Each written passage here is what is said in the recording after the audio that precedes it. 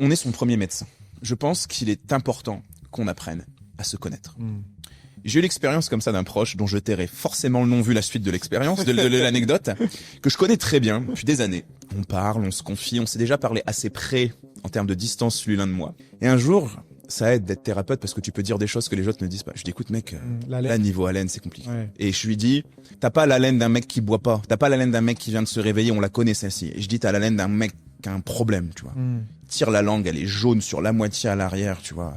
Et il dit ouais putain j'avais remarqué. Je dis pourquoi tu réagis pas, tu vois, connais-toi. C'est absolument pas classe, parenthèse, pas classe du tout. On connaît l'odeur de nos urines, on connaît l'odeur presque de nos excréments, on le sait, on connaît leur couleur, on connaît leur texture. Sinon, il existe une échelle, tu sais, qu'on appelle l'échelle de Bristol, qui va classer les sels de 1 à 7, selon leur texture, couleur, fragmentation, etc. Apprenons à nous connaître, quoi, déjà. Tu vois, est-ce que ta transpiration d'un coup devient beaucoup plus abondante et très très très malodorante alors que c'est pas la tienne, tu vois, tu la connais ta transpiration, tu la connais par cœur, tu vois. Donc je pense qu'il faut complètement apprendre à se connaître par rapport à ça.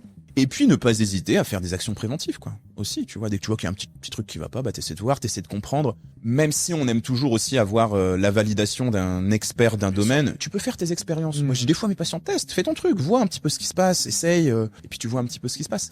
Mais oui, je pense qu'il faut être attentif aux signaux que le corps nous envoie.